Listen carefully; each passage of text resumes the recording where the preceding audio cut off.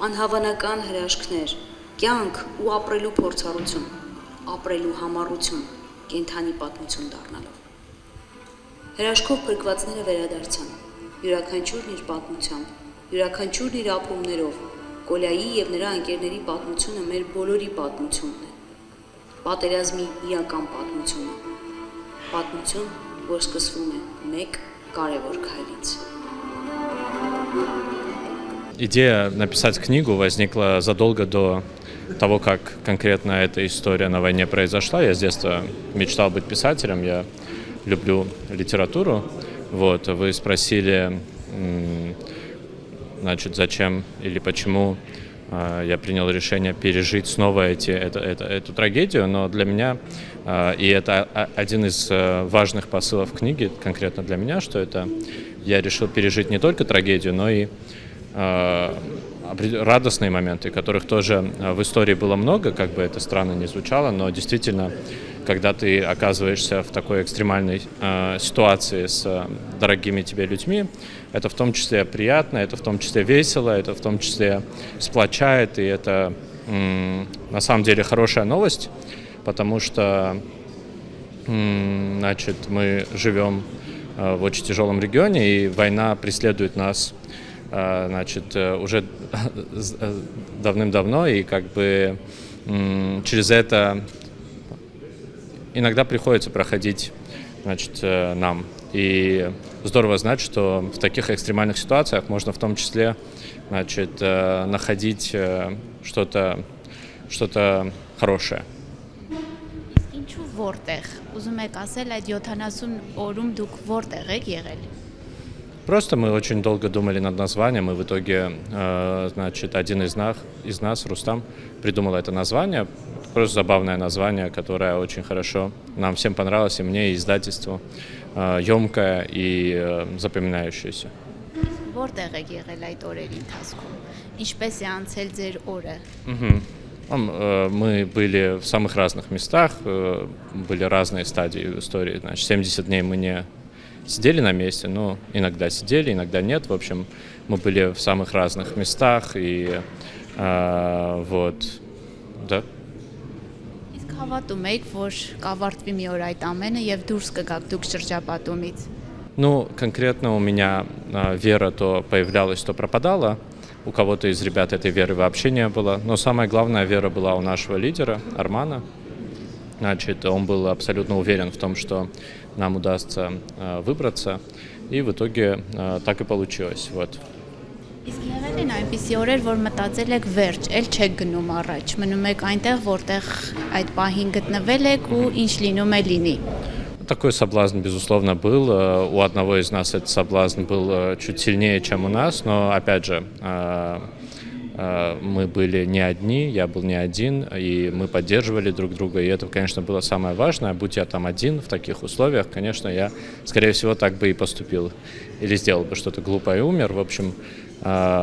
здесь было очень важно, что мы были друг у друга, мы поддерживали друг друга, мы не давали друг другу сдаваться. Вот, конечно.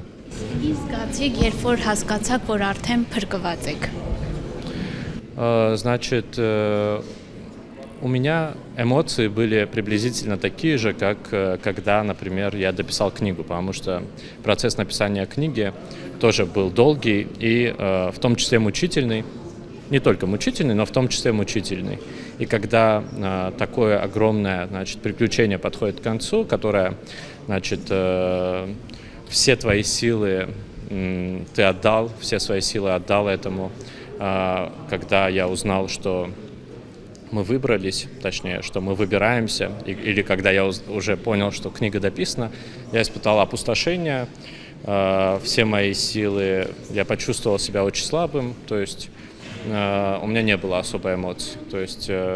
слабость. Դուք ավելի շատ եք եղել եւ խմբերի եք բաժանվել։ Ինչ գիտեք խմբերի տղաների ճակատագրի մասին։ Я знаю, что спаслись только двое ребят попали в плен и потом были переданы нам, точнее, они сейчас в Армении, да, вот, с остальными ребятами к огромной скорби им не удалось выбраться. Ինձ ասեցին, որ դուք ղեկավարն եք եղել այդ 6 հոգանոց խմբի, ինչպես կարողացաք գոյատևել այդ 70 օրը, ուտելիք, գիշերը որտեղ եք անցկացնում, ցերեկ ինչպես եք անցկացնում, երբ որ թշնամուն տեսնում եք, ինչ եք զգում։ Դե բավականին ինքը տենց պատմությունը բավականին ինքը ծավալուն է ընդհանրապես ու դժվար կլինի ասես մի կարճ հարցի մեջ այդ ամեն ինչը տեղավորել, բայց ուտելիքները սնվում են հիմնականում գյուղերում թողված ինչ որ սնունդներով, եթե ինչ որ ճանապարհին զինվորական պահածաններ ենք տենում, այդ պահածաններն էինք վերցնում, տենց որ ասեմ ես ինչ որ լիդեր չեմ ասի տենց, որովհետև հիմնականում սա որոշումները ընդհանուր իրար են կայացրել ու թշնամու տեսնելուց էլ կախված իրավիճակից, քանի որ բազմաթիվ անգամներ ենք տեսել, տարբեր էմոցիաներ ենք ունեցել ու տենց։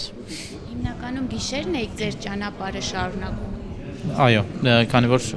ցերեկով հիմնականում լինում էին թշնամիներ, այսինքն թշնամիների եթե համատենք ցերեկը եւ գիշերը շատ անհամատելի քիչ են լինում դուրսը, դրա պատճառով մենք հիմնականում գիշերն ենք մեր ճանապարհը շարունակում։ Իսկ ինչպես դուք հայտնվեցիք շրջափակման մեջ, ինչպես հասկացաք, որ դուք թշնամու կողմից շրջափակված եք։ Թե չեմ սխալվում, հենց շրջափակման մեջ հայտնվել ենք հոկտեմբերի 10-ին, մեր վրա հարձակում եղավ, մենք թութակներ կոչվող սարի վրա հադրութի շրջակայքում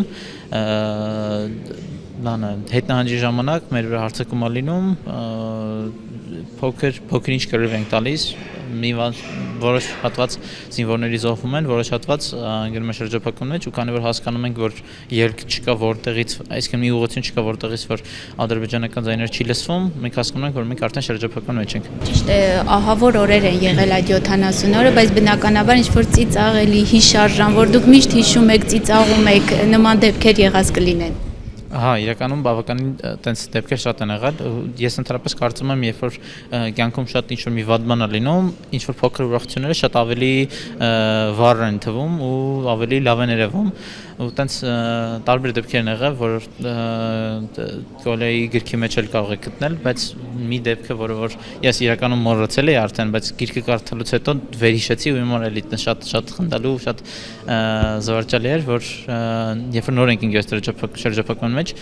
ուտելիքի ու խմիչքի հետ կապված շատ խնդիրներ կար, քանի որ վերջանում են, այսինքն մենք 3 օր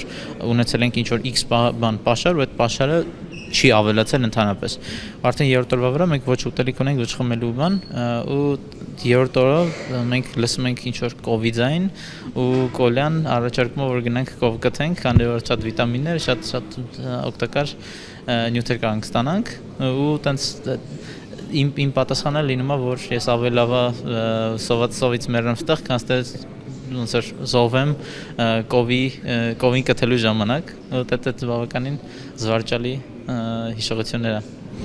Իսկ ինչ է կարծում, հնարավոր է խուսափել շրջափակումից, ինչ պետք է արվեր կամ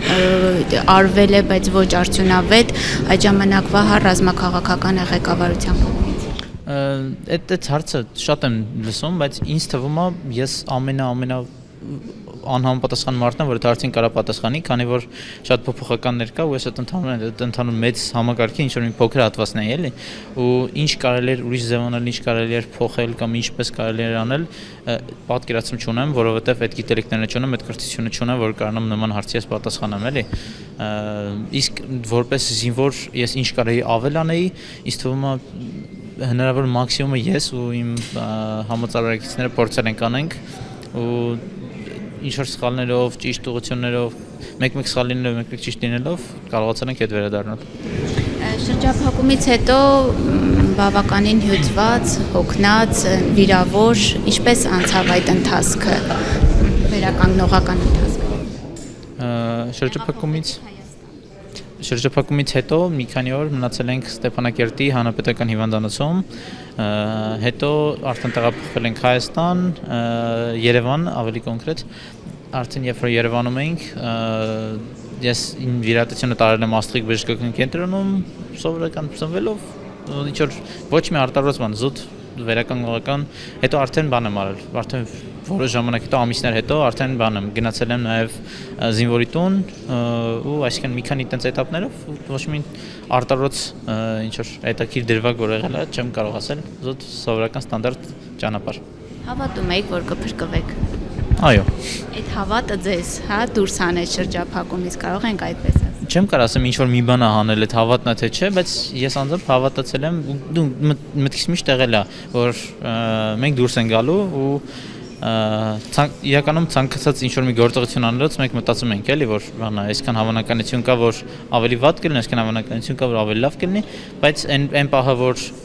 ես հետ եմ եկած արդեն ու աշխատում եմ, սովորում եմ, իմ կյանքն եմ ապրում, այն ժամանակ իմ ուղեղին եղել է, այս պատկերացրել եմ ու իմացել եմ որ էլի այդ պահը գալու ու ոնց տեսնում եք եկել է։ Եվ ամենացավալին այն է որ այս ընդհանուր ողբերգության մեջ մոռացության են տրվում այն տղաները, որոնք որ կարող էին նաև հաղթեին։ Այն տղաները, որոնք որ արեցին ամեն ինչ այդ հաղթանակի համար։ Երբ այս հրաշք տղաների հետ ես խոսել եմ, քանի անգամ նույն բանն են ասել, որ մենք չէինք պատկերացնում, որ նոյեմբերի 9-ի չարաբաստիկ այդ եռակողմ հայտարարությունից հետո մենք գիտեինք, որ գտնվելով Հադրութի գյուղերից մեկում, Վանք գյուղում, որը մի քանի կիլոմետրի վրա է ընդամենը Հադրութից, հրավառություն եղավ այդ նոյեմբերի 9-ի 10-ի լույս գիշերը, եւ մենք հասկացանք, որ պատերազմն ավարտվել է։ Եվ քանի որ թուրքերը մեր քթի տակ են, ինչպես ասում եմ, մենք հասկացանք, որ մենք ենք պարտվողը, բայց մենք չէինք պատկերացնում, որ այդպիսի դառը պարտություն ենք կրել։ Այս տղաները երբեք չեն մտածել հանձնվելու, գերի դառնալու եւ Աստված մեր Աստծո անհրաժեշտության դեպքում կարող են նաեւ իրենք վերջ տալ իրենց կյանքին, բայց չհայտնվել թշնամու ձեռքում։ Մենք որպես պատմաբաններ եւ հատկապես որ մեր ինստիտուտը հիմա զբաղվում է առօրեականության խնդիրներով, այսինքն պատմությունը ճիշտ այնպես, ինչպես որ կա։ Ոչ միայն արխիվային նյութերով, ոչ միայն փաստաթղթերով, ոչ միայն գիտական աշխատություններով, այլև այնպես, ինչպես կա եւ մարդկանց կենթանի խոսքի հիման վրա։ Հիմա մենք բարեբախտություն է, որ 6 տղաները մեր կողքին են եւ նրանք իդեմս Կոլյայի այս պատմությունը հանձնել են թղթին։ Եվ մենք պարտավոր ենք որպես պատմաբաններ կտոր հավաքել այս ամբողջ նյութը եւ այն դարձնել պատմություն։ Եվ պատահական չէ, որ մենք գործ ունենք կենթանի պատմության հետ։ Երբ որ մեր պապերը, մեր հայրերը խոսում էին 1918-20 թվերի մասին, խոսում էին հայրենական մեծ պատերազմի մասին 41-45, մեզ թվում էր, թե դա մեզնից շատ հեռու է, դա անցյալ է, բայց մենք տեսանք եւ պատերազմ, եւ տեսանք համաճարակ, եւ տեսանք նման իրավիճակներ։ Եվ դրա համար մենք պարտավոր ենք այս ամենը թղթին հանձնել որպես պատմություն, կենթանի վկայություններով, եւ քանի որ այս հրաշք տղաները դարձել են մեր այսօրվա այժմեական պատմության մասնիկը, մեր ինստիտուտը որոշել է, որ իրենց նվիրի մեր հայոց պատմության ակադեմիական հատորները, որոնք որ, ինչպես գիտեք, 7-ն են։ Մեկական օրինակ վերել ենք միայն առաջին հատորները, մնացածը առաջին հարկում էր։ Ծանր բեռը պիտի տանեք տուն, յուրաքանչյուրը 7 հատոր, որովհետև դուք դարձել եք հայոց պատմության մեկ մասնիկ առանց չափազանցության։ Ես ուզում եմ որպես պատմաբան իմ շնորհակալությունը ձեզ հայտնել այն բանի համար, որ տղաներ, երբ կարդում ես Կոլյայի գիրքը եւ քանի երրորդ անգամ համոզվում, որ ոչ մեկի մոտ չի եղել այսպես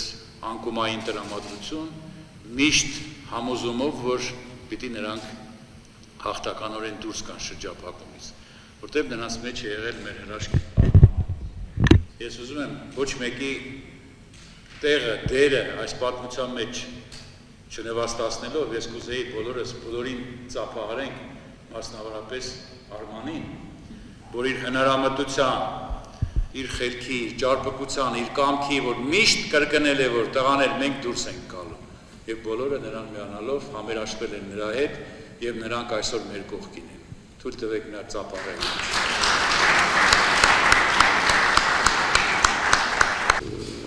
Վիրաբուժության մեջ մի այսպեսի սահմռկեցուցիչ, բայց շատ ճշմարտացի պահ կա, իրապես մեծ վիրաբույժ են դառնում արհավիրքների եւ պատերազմների ժամանակ, երբ որ դու այդ կարճ ժամանակահատվածում տեսնում ես շատ ավելին, քան մյուսները ամբողջ կյանքի ընթացքում չեն կարողանում տեսնել։ Ես անցել եմ եւ երկրաշարժ եւ պատերազմ, մեծ պատերազմ, հերոսամարտը, նաեւ մասնակից եմ եղել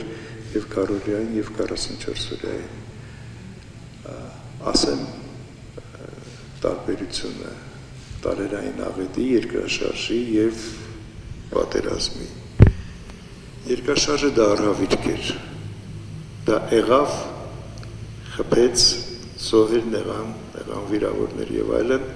եւ անցավ, պատերազմը չարիք է։ Պատերազմը կրկնվելու եւ շարունակական հավակնություն ունի, շարունակական է։ Ասեմ, որ ես բնավ չեմ տարանջատում մեծ հերոսամարտը 90-95 թվականներին Կարոլյան եւ 44 սարը։ Դրանք անխզելիորեն կապված են միմյանց հետ։ Եվ կարևորը, որ մենք կարողանանք ճիշտ գնահատել մեր պատմությունը, որպեսզի կարողանանք հետագայում դասեր քաղել այդ պատմությունից։ Հարգելի պատմաբաններ, մեծ ակնածանքով ձեր նկատմամբ խնդրում եմ ճիշտ գնահատել այդ պատմությունները, որպեսզի կարողանանք դրական դասեր քաղել եւ ոչ բացասական դասեր։ Մենք բոլորս այդ պատմության կրողն ենք, բայց միևնույն ժամանակ այդ պատմության կերտողն ենք։ Եվ այդ կերտման գործընթացում, մեր պատմության կերտման գործընթացում մենք պետք է մտածենք առաջինը եւ առաջնահերթությունը տանք ապագա սերունդներ կերտելուն։ Գոլագրքիդ մասին լսեցի, շնորհակալություն, որ գրել ես, ցավոք սրտի դեռ չեմ կարդացել, ժամանակ չի եղել, բայց անպայման կկարդամ գիրքդ։ Անպայման կկարդամ գիրքդ, որտեվ քո գրքի այն ինչ որ դուք արել եք, դա մեր հայ ինքնության, հայ գենի լավագույն դրսևորումներից էր։ Ամենամեծ, ամենաբարձր, ամենավեհ գաղափարապես դրսևորումը։ Պայքարել հայրենիքի համար, պայքարել տան համար, ընտանիքի համար եւ չհանձնվել։ Դուք հաղթել եք կյանքին, ներողություն, դուք հաղթել եք մահվան, բայց դուք դեռևս պետք է հաղթեք կյանքում։ Ես պատկերացնում եմ այդ գիրքը, որ կարդում էի, տեսնում էի, թե ինչպես եք դուք մեծանում, իմաստանում։ Եվ այդ իմաստությունը եւ այդ մեծանալը այնքան կարճ տևեց։ Բայց ես ուզում եմ ասել, որ ապրեք դուք, կեցեք դուք, որ հաղթեցիք, որ ձեր խիզախությամբ, ձեր տոկունությամբ, ձեր համբերությամբ, ձեր հավատքով կարողացաք դուրս գալ այդ 70 օրյա այդ ծանր շրջափակումից, այդ ամենակարևոր բանը պահելով ձեր մեջ, հույսը։ Եվ այդ հույսն էր, որպես ձեզ բերեց հասցրեց այնտեղ, որտեղ հիմա դուք նստած եք։ Ես ուզում եմ անդրադառնալ Ստեփան հեղինակի մի շատ հետաքրքիր բանի, որ ասում էր երեխաներին պետք է սուպեր հերոսի կերպար, նրան պետք է ուղղություն, նրան պետք է ոնց կարող է գողը լինել այդ հերոսը։ Հիմա գիտեք ինչ, դուք գիտակցում եք, որ դուք եք երեխաների, այդ մանուկ երեխաների այսօրվա Հայաստանի հերոսները։ Պարոն Մելքոնյանը ասեց, որ դուք արդեն լեգենդ եք, դուք գիտակցում եք այս բանը, որ դուք իսկապես կենթանի լեգենդներ եք, որ ձեր օրինակի վրա հավատքի, խիզախության, սեփական պետության համար այդ խորը եւ նրա ապագայի համոզման, որը շատ երբեմն բարձր ղեկավարներ չեն ունեցել եւ չունեն։ Դուք այդ ձեր զգացումով, ձեր նվիրվածությամբ դեպի պետականությունը հայկական, հաղթեցիք եւ դարձաք հերոսներ։ Մի շատ կարևոր բան եմ ուզում անդրադառնամ եւ դրան անպայման պետք է պատասխանեմ։ Այն կետին, որ նեղվում էի, որ Հայաստանը բոլորին, Հայաստանը ում է պետք։ Հա, բոլորը այստեղ բան են, կոնֆորմիստ են եւ Հայաստանը հերվից սիրելը շատ հեշտ է։ Հա միգուցե ես բառերը չեմ կարող, հա թարգմանաբար եմ ասում հայերեն, ռուսերենից հայերեն, բայց իմաստը դա էր։ Հա, Կոլա ջան, ես ուզում եմ ասել, որ այո, միգուցե մեր այս մթնոլորտում, որտեղ բավական ցածր է այդ հոգևորը, մի մթնոլորտում, որտեղ նյութականը խեղդել է, այո, միգուցե դա այդ կոնֆորմիզմը կա, այս համընդհանուր կոնֆորմիզմ։ Բայց գիտեք, հենց ձեր արդեն կենթանի լինելը եւ Աստծո կամքով ձեր փրկությունը, որ դուք կարողացաք դուրս գալ այդ վիճակից, արդեն մեզ պարտադրում է, որպեսզի մենք այդ ձեր օրինակը տանենք առաջ, ձեր տոկունության, ձեր պայքարի տանենք եւ փոխանցենք հաջորդ սերունդներին։ Դուրս գալիկա Իքի դժվար իմ համար արտահայտվել է։ Ամենայն դեպս ես իրադարձությունների, եթե ոչ էպիկ ընտրում, ապարնում ազը մասնակիցնում, ականատեսնում, սկսած հոկտեմբերի 20-ից մինչև դեկտեմբերի ներողություն հոկտեմբերի 10-ից մինչև դեկտեմբերի 20 մի ծանողական ամբացատրելի զգացողություն կա, միշտ եմ որոշակի հույսեր փայփայալում, որ մեր երեխաները ողջ են, ամբացատրելի, դա չի բացատրում, և փաստացի այդպես է ստացվել է։ Կարդալով գիրքը ես ծանոթ լինելով իրադարձություններին, մի վրա էլ է տպավորություն ստեղծել, և դժվարանում եմ ներկայացնեմ, մեկնաբանեմ, ամենայն դեպս մեր մեջ այսպիսի մի բան կա, էլի, շատ դժվար է, կամ ավելի ճիշտ լավ չի ընկալվում, և քո կողքիդ հերոսներ կան, ամենայն դեպս այսօր եթե մենք լեգենդների հերոսների կողքին ենք, ապա դա մեր համար սովորական է թվում, չգիտեմ ճիշտ ստատիստիկա, բայց ավելի շատ առօրյական ենք ընդունում։ Բոլոր դեպքերում համոզված եմ, որ ես օրինակը ուսուցանողը առավել ևս ներկաների, մեր ժամանակների մարդկանց, ապագա սերունդների համար։ Մենք իրենցից սովորում ենք եւ մենք միշտ ասում ենք, որ մենք իրենց ենք կյանք պարգևել, իրենք էլ իրենց վերադարձով են մեզ կյանք պարգևել։